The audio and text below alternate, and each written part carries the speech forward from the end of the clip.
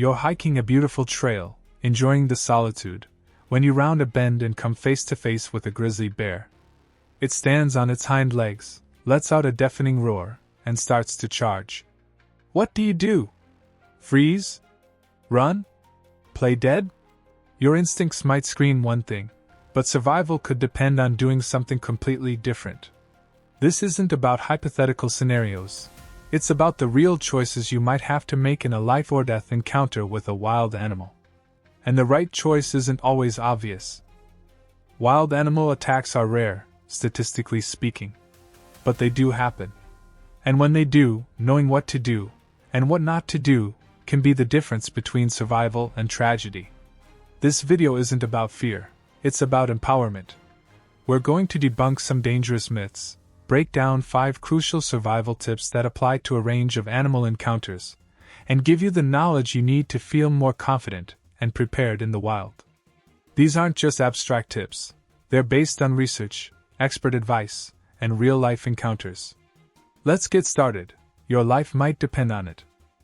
Tip 1. Prevention is your best defense. The absolute best way to survive a wild animal attack is to avoid it altogether. Prevention is your first, and most important, line of defense. This isn't about being paranoid. It's about being prepared and respectful of wildlife and their habitats. Before you even set foot in the wilderness, do your research. What animals live in the area you'll be visiting? What are their typical behaviors? What are the specific safety recommendations for that region? Check park websites, ranger stations, and local wildlife authorities for information. Once you're in the wild, make noise. Most animals want to avoid humans as much as we want to avoid them. Talking, singing, or periodically clapping your hands can alert animals to your presence, giving them a chance to move away. Hiking in groups is also generally safer than going solo. There's safety in numbers. And never approach or feed wild animals, no matter how cute or harmless they may seem. This habituates them to humans, making them less afraid and potentially more aggressive. It also disrupts their natural feeding patterns and can be harmful to their health. Proper food storage is critical, especially in bear country. Bears have an incredible sense of smell, and they're strongly attracted to food. Never leave food or scented items, like toothpaste or sunscreen, in your tent or unattended. Use bear-resistant canisters or hang your food from a tree, well away from your campsite. And keep a clean camp. Don't leave trash or food scraps lying around. Be aware of your surroundings, scan the area, and look for any animal presence, like footprints. Avoid surprising animals. Tip 2. Know your animal, know your response.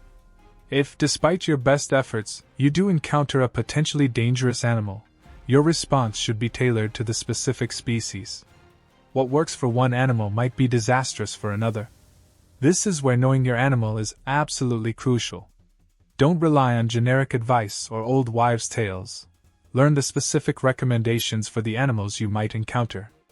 Let's take bears as a prime example, because the advice varies significantly depending on the species. In North America, we have black bears and grizzly bears, also known as brown bears.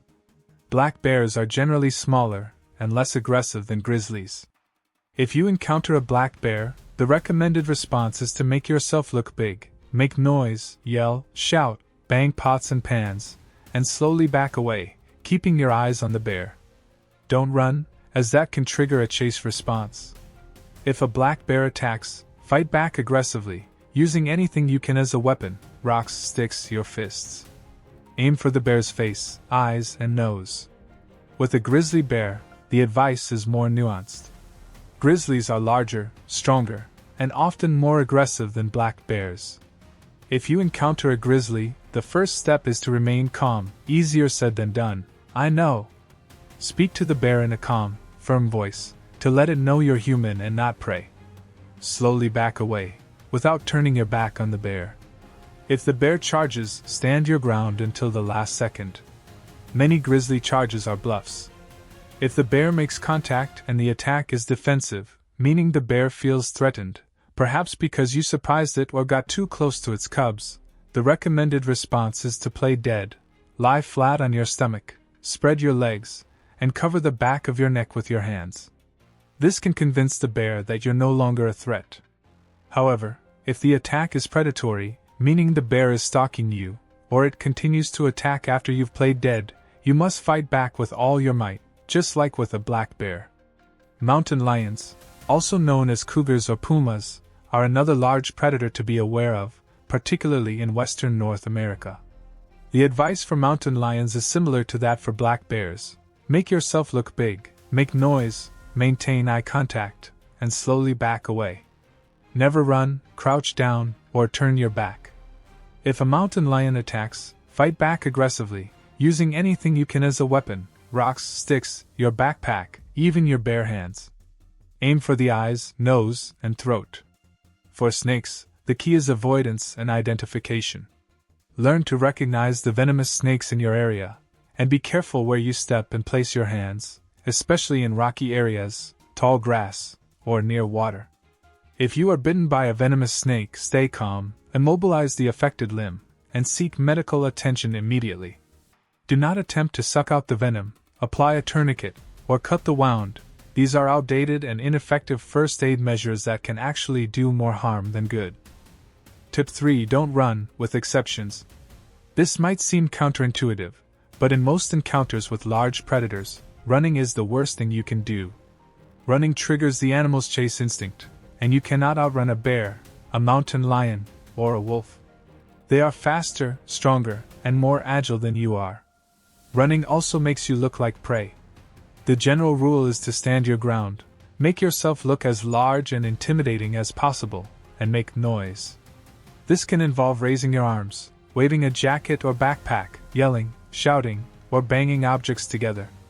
The goal is to convince the animal that you're not easy prey, that you're a threat, and that it's not worth the risk of attacking you. Slowly back away, while still facing the animal, is often the recommended next step. This allows you to maintain eye contact, which can be important for some species, like mountain lions, and to keep track of the animal's movements, while gradually increasing the distance between you. However, there are exceptions to the don't run rule.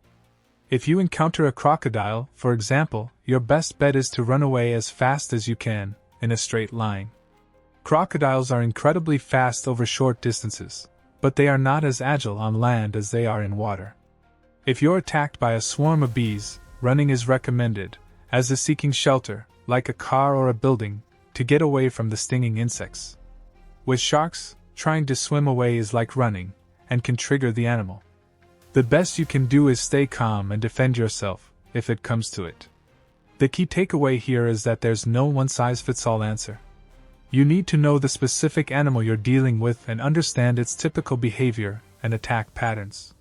This is why tip number 2, know your animal, is so crucial. Tip 4: Fight back, strategically and fiercely. If prevention fails, if you don't run, in most cases, and if an animal attacks you, your only option may be to fight back. And you need to fight back with everything you've got. This isn't about a fair fight, it's about survival. Your goal is not to kill the animal, but to convince it that you're not worth the effort, that you're too dangerous to mess with. The specific tactics will vary depending on the animal, but the general principles are the same. Be aggressive, don't cower or play dead, unless it's a defensive grizzly attack. Yell, scream, make yourself look as fierce and intimidating as possible. Use weapons, anything can be a weapon: rocks, sticks, hiking poles, knives, bear spray, even your bare hands or feet. Aim for sensitive areas. The eyes, nose, and throat are vulnerable points on most animals. If you can reach them, attack them with all your force. Don't give up, keep fighting until the animal retreats. Many people have survived seemingly impossible attacks by refusing to give up, by fighting back with a ferocity that surprised and overwhelmed the animal. For bears, if it is a black bear, or a predatory grizzly/brown bear attack, fighting back is recommended, and you should aim for the face. For mountain lions, direct strikes at the eyes are often effective. If a shark bites, going to the eyes and gills may work. If a crocodile has you in its jaws, well, that's a much tougher situation, and your chances of survival are unfortunately lower. But even then, attacking the eyes or the palatal valve, A flap of tissue at the back of the throat that prevents water from entering the lungs might offer a slim chance. Tip 5. After the encounter, first aid and reporting. If you survive an animal attack, the ordeal isn't over. Immediate first aid and prompt medical attention are crucial. Even seemingly minor wounds can become infected, and some animals can transmit diseases like rabies, mammals, or carry harmful bacteria, crocodiles, Komodo dragons. Here's what to do immediately after an attack. Control bleeding. Apply direct pressure to any wounds, using a clean cloth if possible. If the bleeding is severe, try to elevate the injured limb. Clean the wound. Once the bleeding is under control, clean the wound thoroughly with soap and water, or with an antiseptic solution if available. Remove any dirt or debris. Assess injuries. Check for any other injuries, such as broken bones, dislocations, or internal injuries. Call for help. If you have cell service or a satellite phone, call for emergency medical assistance immediately. If you're in a remote area, activate an emergency beacon, PLB or spot device if you have one. Report the attack. Once you're safe and receiving medical care, report the attack to the appropriate authorities, e.g., park rangers, wildlife officials, local police. Provide as much detail as possible about the animal, the location of the attack, and the circumstances surrounding the encounter. This information can help prevent future attacks and inform wildlife management decisions. Even if your injuries seem minor, it's essential to seek professional medical attention as soon as possible. A doctor can properly clean and treat the wounds, assess your risk of infection or disease, and administer any necessary vaccinations or medications, e.g., rabies shots, antibiotics, tetanus booster. They can also document your injuries, which may be important for insurance purposes or legal proceedings. The psychological impact of a wild animal attack can be significant, even if the physical injuries are minor. It's normal to experience fear, anxiety, nightmares, or post-traumatic stress disorder, PTSD, after such an event. Seeking counseling or support from a mental health professional can be helpful in processing the trauma and developing coping strategies. So, are wild animal attacks becoming more frequent? The answer, like so much in nature, is complex. In some areas, human encroachment on wildlife habitat is leading to more encounters. But overall, these events remain statistically rare. The real message here isn't about fear, it's about respect, awareness, and preparedness. By understanding animal behavior, taking precautions, and knowing how to react if the unthinkable happens, we can minimize the risks and continue to enjoy the beauty and wonder of the natural world. What are your thoughts? Have you ever had a close encounter with a wild animal? What did you do? What advice would you give to others? Share your experiences, your tips, and your questions in the comments below. Let's create a community of informed and responsible outdoor enthusiasts. And if you found this video helpful, informative, and maybe even a little bit life-saving, please subscribe to the channel. We'll continue to explore the fascinating, the strange, and the sometimes dangerous aspects of our world. Give this video a thumbs up, it really does help. Share it with your friends and family, especially those who love to hike, camp, or spend time in nature, and hit that notification bell so you don't miss our next deep dive into the wild. Until next time, stay safe, stay aware, and remember, respect wildlife, and they'll usually respect you.